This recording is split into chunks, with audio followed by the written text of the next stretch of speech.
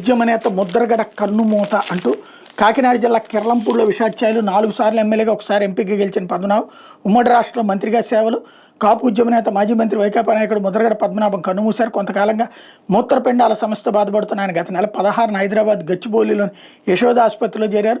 పరిస్థితి విషమంగా ఉండటంతో వైద్యులు సిఆర్ఆర్టీ సాయంతో చికిత్స అందించారు. మరుసటి రోజు కుటుంబ సభ్యులు సమీపంలో ఉన్న సింధు ఆసుపత్రిలో చేర్పించారు. అప్పటి నుండి అక్కడే చికిత్స పొందుతున్నారు.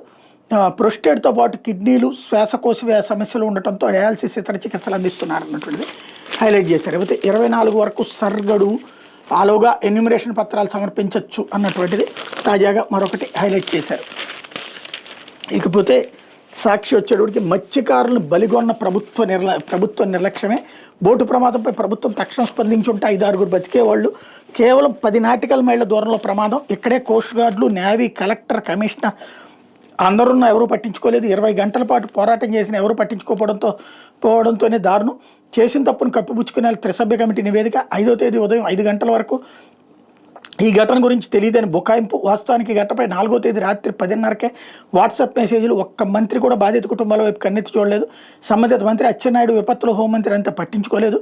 బాధిత కుటుంబాలకు ₹1 కోటి చొప్పున పరిహారం ఇవ్వాలి. బోటుకు బదులుగా కొత్త బోటు కొనివ్వాల్సిందే. లేదంటే మేము అధికారంలోకి వచ్చి నెల రోజుల్లోనే పరిహారం ఇస్తాం. బాధితులకు న్యాయం జరిగే వరకు వైఎస్ఆర్సీపీ అండగా ఉంటుంది.